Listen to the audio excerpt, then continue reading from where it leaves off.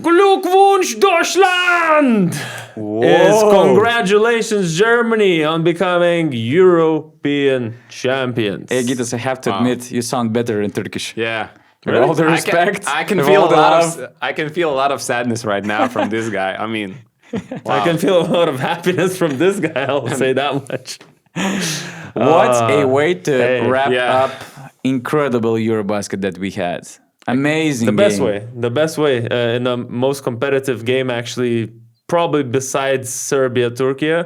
This was maybe on par, on the same level of intrigue. I think actually this was even a better game in my eyes. True. 15 lead changes? Yeah. you Yeah, said? 15 lead changes, 11 times the game was tied.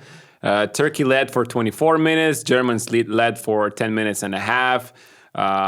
Just such a close game. I mean, the game of runs, as you can say, and just happened that Germany had the last run. And The game of Dennis Schroeder. the game of Dennis Schroeder. And so many... MVP finish, huh? I wouldn't say it's a game of a single player, honestly. I would That's say true. it's That's such true. a collection of different guys at different points of the game. Yeah. Keeping Germany, first of all, in the game when it was the fourth quarter, different guys stepping up. And we'll talk about everyone here. But of course, Dennis Schroeder probably taking those last two possessions that mattered. First of all, driving in for a crazy tough layup, very high off the glass. Left-handed. With the left hand, yes. And then after that clutch ISO mid-range jumper that really sealed the victory, 83-86. After that, we saw that I think Şengün missed a three-pointer. Then they fouled, and Schroeder actually finished the game. The game with free throws. You said Dennis had 0 points? No, he had 2 points, just 2 free throws made at the half, and He attempted only one field goal. One field goal, And he missed that one. That's because Turkey played incredible defense actually on him. Super aggressive on the pick and rolls. And but I thought that he was less seen in the first half. But I thought he made some really great passes. He finished with 12 assists. I don't know how many more times he created an advantage with his great pass, because a lot of times it was the pass to short roll, and then it opened up the game for others. Actually, Dennis's passing allowed the game and allowed others to blossom. I mean, we're talking about Isaac Bonga, 20 points. We are talking about Tristan da Silva, 13 points. We are talking about, Johannes Thiemann with impressive 7 points in the second half. And it was all, I mean, not all, but a lot thanks to Dennis Schroeder and his passing. And I think it's, with all the important shots in the end that he hit, it will kind of go as an underrated fact about this game, Dennis's passing. Because Greek guards, if you remember, in the semifinal, were completely unable to actually do anything against the same Turkey defense. So it was super impressive game by him. The difference was that Germany had more talent around, better decision-making, and a lot of those guys who had a standout performance. I mean, Isaac Bonga, on top of his defense that he displays in every game, 20 points, 4 of 4 from the three-point line. And during the game, Augustus already sent him to training camp in the NBA, not in Belgrade. Yeah, Partizan, I'm sorry, guys, but you don't have a player after this game. I mean, the defense he played, the three-point shot making he played, 4 of 4 on the closeouts. He got that dunk in the end in the fourth quarter. Just an amazing game. And to do that in the final.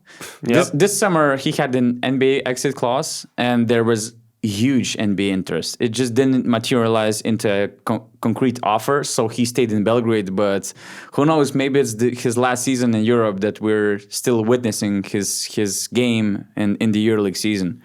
Then he was in the NBA, but he just didn't stick there. So maybe too early. Now he's more mature, better and improved. But yeah, as you mentioned, this victory belongs to many, many players. For instance, Johannes Voigtmann. Even Johannes Voigtmann. Shout out to Johannes Voigtmann. But Johannes Thiemann was another guy where, Daniel Theis was always this part of Big Three of Germany, and he was great all-around center. But tonight, I had this feeling that Thiemann, he just feels in the game better. It felt like he stopped Şengün in those most successful stretches for Germany. He also contributed offensively, and with his minutes on the court, it kind of it was just good feeling for Germany. And that's what he did in the second half, especially. Let's be honest, nobody really stopped Şengün in this game. Yeah. To be honest, he was dominating in the post whenever he got the ball. But the moments where they managed to get a stop was more with Timon Especially than in with the fourth quarter, these like 2 or 3 possessions, Şengün was trying to attack the ball, but Timon was so good contesting it. It's brilliant effort. And in the third quarter, also Timon had some good defensive input. He made a 3-pointer. I remember also like offensive rebound, put back right away. Those moments there. Another guy you already mentioned, Tristan da Silva, with his 3-pointers, very clutch. Whenever actually both Bonga and Tristan da Silva, they made 3-pointers when Germany needed them most. So I 3 had or the 4. same note. Like it feels like when it's a tough moment, tough run for Germany, and they're just lacking points, lacking some help. There's always Tristan da Silva somewhere hitting that 3-pointer. I wonder how many times actually today Germans got into a 6, 7, 8 point deficit, and then it's a timeout, and then after the timeout they come back immediately, just right away. And with those guys you just mentioned, how many times they hit incredible shots. Do you want to add something about Tristan da Silva? I'm fine. You're fine? Because you mentioned Timon, and I wanted to come back to Daniel Theis just for a moment. 19 minutes today. He was left to play the defense against Şengün. Şengün, that was the plan, to allow him to go off one-on-one. And that was the plan Germany also did in the friendly game. Şengün had only 3 assists because the Germans did not really go to help except in the fourth quarter. But Daniel Theis made one shot today. One shot that was so important. One shot that actually was so important in this match. That was a 3-pointer. Franz Wagner was calling for the ball in the paint. Adam Bona helped a little bit. Daniel Theis just caught the ball and shot it immediately because he saw just way too much space there. And he makes the shot. And we're all talking about these different individuals and what they did, what they contribute for this team. But I think that's what makes Germany's team, this Germany team that we can call already the golden era, the golden team, the dynasty, the golden dynasty. This is what makes them so hard to beat, because you have so many different weapons and you never know which player is going to step up. And Daniel Theis did not have a single made shot, and he just catches the ball and with his ability to stretch the floor makes that 3-pointer. But did you guys notice something in the middle of the fourth quarter? I remember when Turkey had a defensive possession and there were at least 4 guys from Turkish side who basically were just walking. And it felt like they don't have any energy. And when you look at the minutes that they played, Cedi Osman, 40 minutes. Shane Larkin, more than 38 minutes.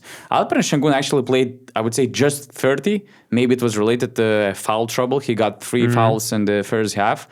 But it felt like they lacked some fresh air in the second half. It might be maybe it's because of this whole game. It's really hard to play this Germany team. They're always so tensive on both ends of the floor. But during the tournament, Ataman was playing those short rotations. So maybe at this final point in this final quarter, you could feel the effect of those heavy minutes that this team had, especially facing this opponent like Germany, who is always running all over the court. Turkey actually had a 3-minute and 15-second stint in the fourth quarter since Ercan Osmani hit a 2-pointer. It was 76-71, 6:16 remaining in the fourth quarter. The next time they scored was after 3 minutes and 13 seconds. Kenan Sipahi made that shot.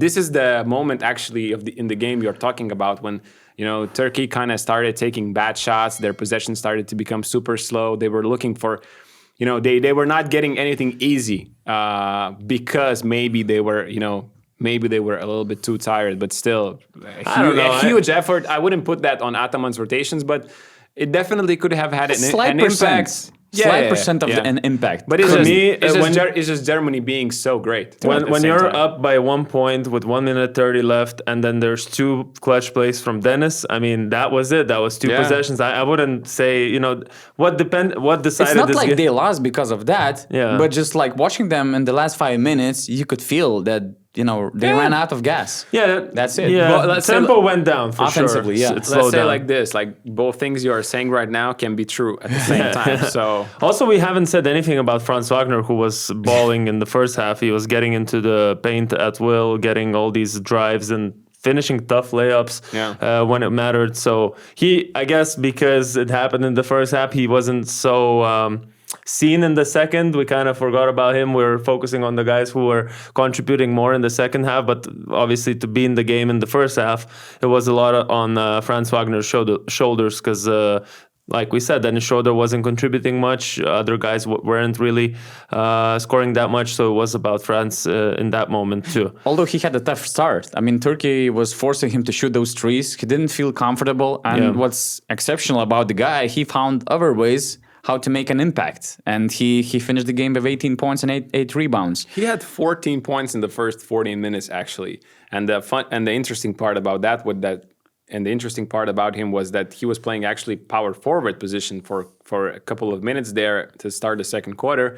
He was even guarded, and he was guarding at the same time Adam Bona when Turkey had a big lineup out there. And that was an interesting move, I thought, by the Germans. And it kind of worked there because his speed was just, too much for Adam Bona in a couple of possessions. Do we want to talk about Turkey's efforts? Obviously, because, I mean, I feel so bad for Turkish fans and for their team because it felt like they were, they played like champions.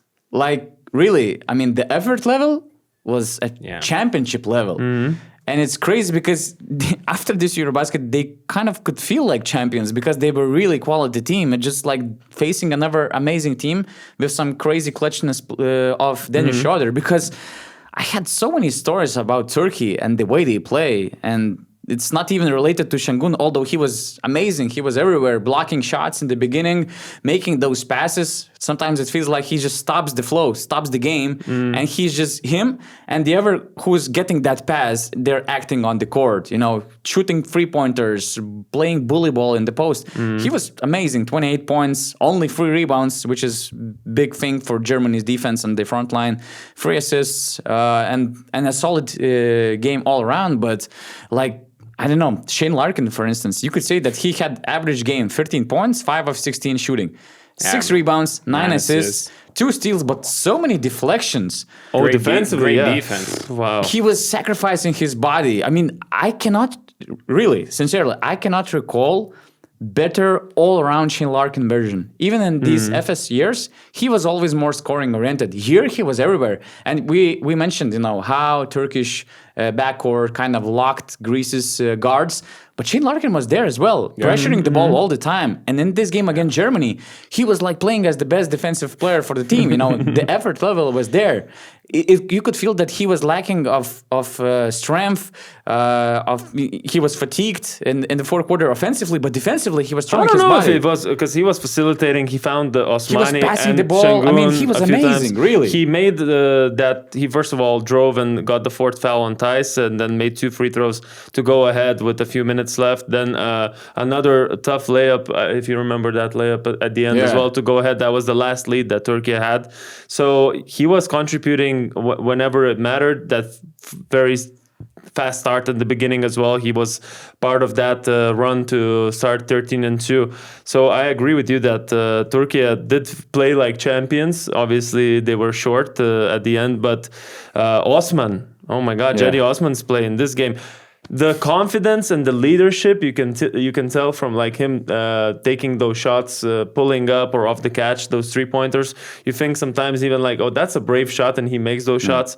That was very important for Turkey. And if a few things went differently, we would have been talking about these guys as the heroes for the EuroBasket champions. But Germany was better, and that's the end of the story. Dennis Schroeder got the MVP, actually. I saw that. Well deserved. I think so. I mean, Franz Wagner may be a bit more consistent, maybe. I'm not sure. But when you make the 2 clutch plays of the final that basically decide the game, I think it's fair. And look at the averages: 20.9 points per game, 6.6 assists in the game, 8th in points per game, 4th in assists per game. and just, FIBA Schroeder is different. Hall of Fame Schroeder. Schroeder. Hall of Fame Schroeder, right? No, honestly. I think actually he gets that now. He won the World Cup. He was the MVP in the World Cup as well. Now he won the EuroBasket. He's the MVP as well. And it's been a tough EuroBasket. All these tournaments were tough. So, and it's quite underrated. I mean, his achievements are quite underrated. 1 bronze and 2 golds now with German's national team. And just an incredible this 4-year run. It's insane, actually. For Germans. I mean, it's insane. European champions. I hope they realize that. I mean, I hope German fans. I hope more than embracing 500 that. people are coming to greet this team because that was the last time. Like we saw their greeting, the welcoming of the world champions, and we saw only a few thousand, if that, people there. And unfortunately, basketball isn't the number 1 sport in Germany. But at the moment, German football team isn't doing as well as the basketball team. So guys, start getting hyped up, man. Having one of the best Euro teams ever, at least in this 21st century. Actually, We had Spain winning the World Cup in 2019 and then EuroBasket 2022. And of course, you had this amazing era with Pau Gasol, Juan Carlos Navarro, Jose Manuel Calderon, all these greats, right? Then you had Serbia/Yugoslavia winning EuroBasket in 2001 and then World Cup the following year and just had those great teams. Other than that, I mean, we had a lot of solid teams, but not dominant like Germany. Exactly. And it's not like they're built of great NBA players, guys with status, contracts and stuff. It's just a very nice team. And actually, to be honest, it's a big, I don't know how to say, it says a lot that they managed to win without even their best players here. They had a few more guys who didn't even show up for this camp. Let's say Hartenstein, Moritz Wagner, 2 guys that would have been a very big presence inside. They lost Johannes Vogtmann in the group stage, which is who was a very important player. He was a starting center for them. So everyone forgot about Maxi Kleber. I mean, he could have contributed, he but never he had really, those conflicts with each other. But still, if we're talking just about personal, so they were missing a lot of guys. The best players were there. I mean, Dennis, the core guys Franz, for sure. Yeah, but when you compare them with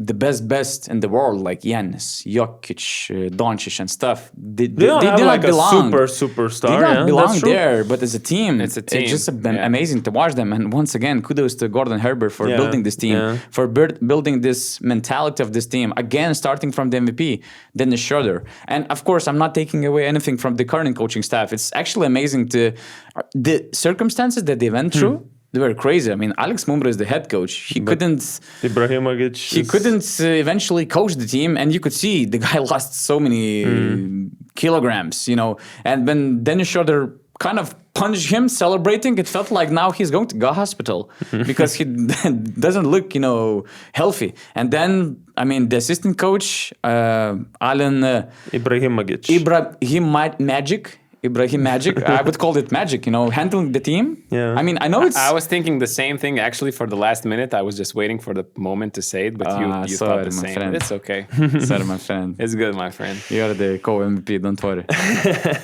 I don't know. I mean, it's been crazy way to wrap up this EuroBasket, really. Amazing game. Both teams deserve to win. And our longest reaction to a single game so far. That's our signing off after 2.5 weeks or so of basketball. I don't remember. I think 2.5 weeks. Been crazy. We released over 50 of these over the last 2.5 weeks, over 2.5 million views. Like basketball players in the summer say, we've been in the lab. So make sure to like this video and subscribe to this channel. That's the least you should do because we're going to keep doing content on when the European basketball season begins. We'll do all the EuroLeague stuff on this channel. On our Outside the NBA channel, we got the NBA content. Me and Augustus, we look at the NBA through this international perspective. We look at the international players, just some storylines and so on. BasketNews DE. That's our German for it's you a German guys. Point for any German basketball. This is not just about the NBA. We do a podcast podcast called Coast to Coast that covers both the NBA and the local basketball league and the Euro League. And they're about to publish this podcast actually tomorrow on BasketNews, the YouTube channel as well. It's actually those two guys, or we have two, let's say, hosts that are always there, but sometimes it's rotating. There's different guests on, but they're fun guys from the German that I've learned so far by watching the little social media clips. BasketNews.de, our German side of content. What else do we have to I just love the journey. I mean, from day one, we've been there. We were reacting to all these games, all these events, and I really made the Turkish news, man. We made the Think Turkish about news. that. Yeah. Turkish TV. I mean, if Gitis is not on Turkish X Factor, we're disappointed. It means we failed. Special performance prepared, but it's not gonna happen. But maybe a different year, you know. But that's the thing, you know. We build a community. It feels like we kind of built FIBA community over there during these 3 weeks, and it's been a pleasure to get this feedback from you guys, to react to your comments either on YouTube channel or just in inner circles, and it's been awesome because I could say that it feels like that FIBA community is, sorry guys, but more healthy than the EuroLeague fans community. Less toxic for sure, more supportive and more positive. So it's been a really pleasure to watch this community building during the tournament, those fans to catch up with us in the middle of the tournament. So I don't know. I'm gonna miss that part of our podcasting. Really. And thank you to our guy Mantas, all the other guys who stayed up here all night, or not all night, all day, rather, many days in a row, just making these videos happen. Thank you guys for watching, and we'll see you as soon as the season starts or right before it.